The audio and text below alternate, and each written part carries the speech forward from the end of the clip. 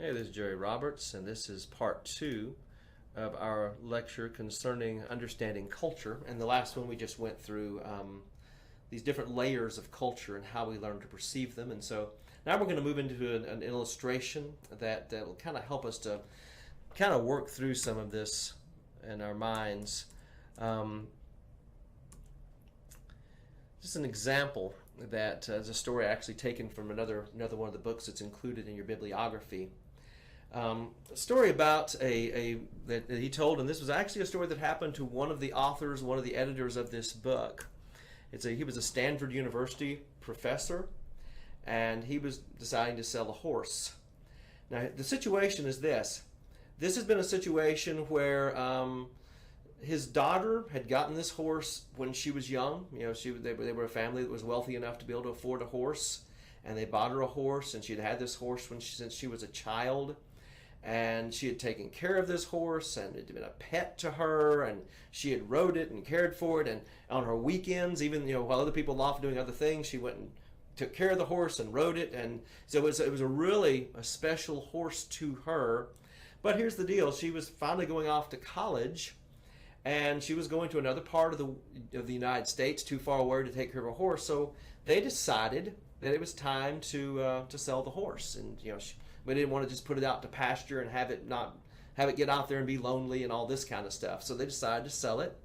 And so he put out an advertisement. And he was actually selling it very cheap because it was an older horse. It had been around for a long time. It was not a horse that you were going to take and do anything really, really great with.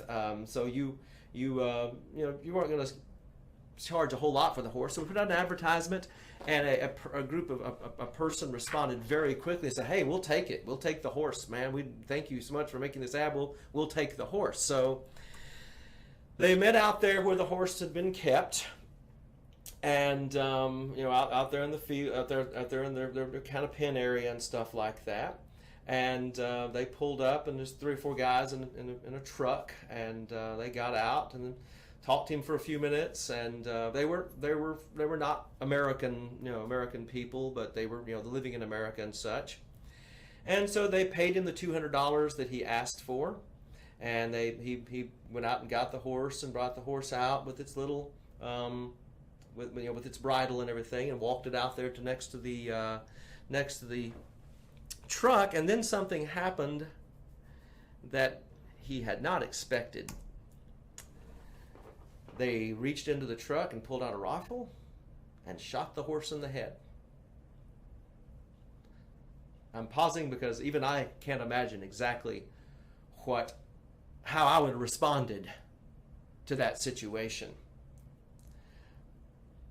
They shot the horse in the head, then the 4 men grabbed the horse, they threw the horse in the back of the truck and left. Yes, it's a really creepy story. Now here's the question. What was going on there?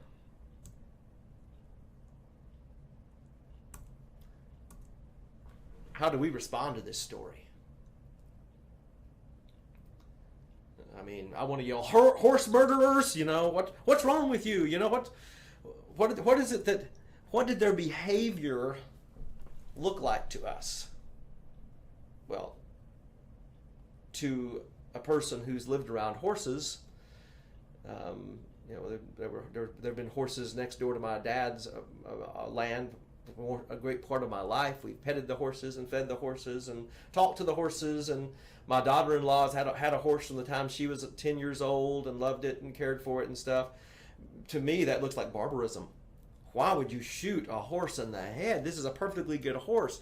The horse was still letting people ride on it. What are you doing? Did this seem like a good thing to do? Once again, we're back to talking about those circles. We're looking at behavior. To us, what did that behavior look like? Did that look like a good thing for them to do? And now the question is, what would be the possible beliefs or worldview that would cause them to take this action? Because here's the deal. When we're working with cross-cultural communication, We have our four circles. We have our behaviors. We have our ideas of what's good. We have our beliefs, and we have our worldview. And when we see them shoot the horse in the head, we are interpreting that through our four circles. What in the world could be their four circles that would allow them to walk up and shoot a horse in the head? And that's the problem we run into. That's the issue that we deal with when we are trying to deal with cross-cultural communication. So let's move on and talk a little bit about this. First of all, when we start, and once again, this was one of the authors of this book.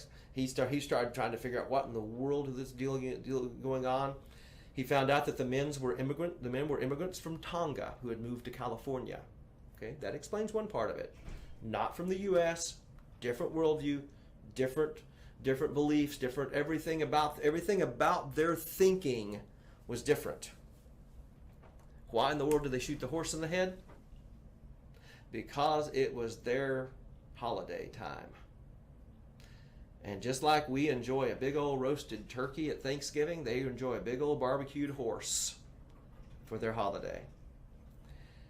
So when they saw this guy advertising a horse for $200, they're thinking, we can feed everybody that comes to our party for $200? That's amazing! It was like a sale at Walmart on meat.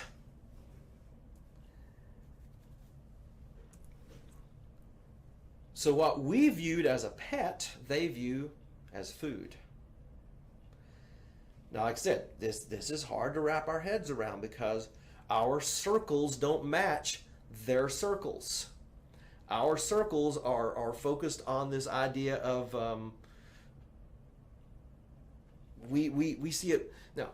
Okay, let me just move forward here because this is going to think here. Here's the question for perspective.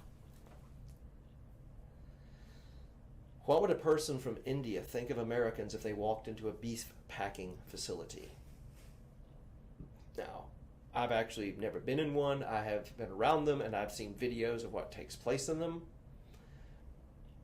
I don't really care for what takes place in beef packing facilities. It looks very cruel, but I sure do like a good steak. That's just owning up. My worldview has always been, once again, and my family, we loved a good steak. We've always had a good steak. I'll probably grill a good steak here in a week or so. I love steaks.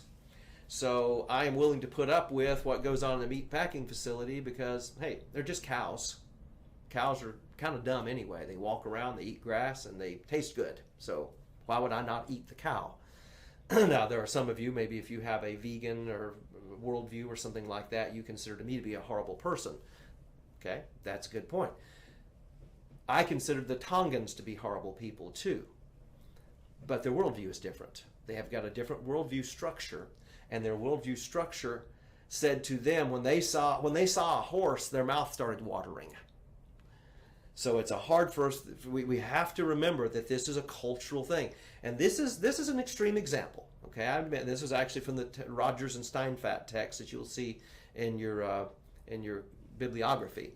But it's a really harsh, a really significantly strange illustration, but it's a great illustration of all those four circles.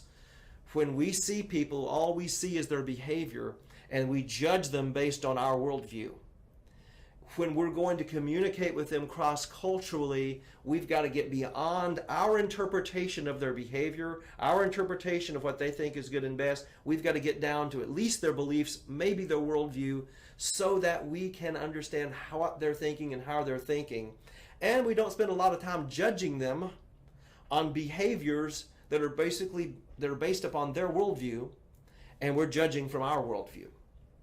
So anyway, this is, like I said, this is just kind of an introduction to understanding culture. Now, just for a minute, I'm going to introduce our second 24-hour challenge. This is, whatever day you're looking at this video, this would be a good time for you to do this second 24-hour challenge. Once again, same thing I said last time. I want you to be aware of what's going on around you. And here's the challenge for the next 24 hours. Don't talk about food.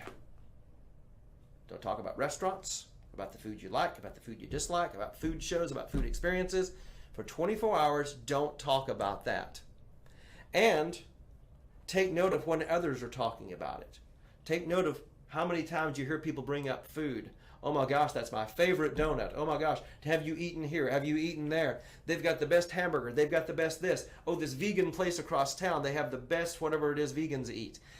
I'm joking. My daughter actually is almost vegan. I actually know a few things about it, but anyway, just basically, don't talk about that for 24 hours. And what I want you to notice is I want you to notice how much the people around you are talking about that. And then send me a little note about how it went for you. This is not a pass-fail. You don't have to do it perfectly. But send me a little note about how that went for you trying to not talk about things that you eat for 24 hours. So we're going to stop this video at this point, and I'm going to pick up with my closing comments about this particular section in the next video. And so talk to you again very soon.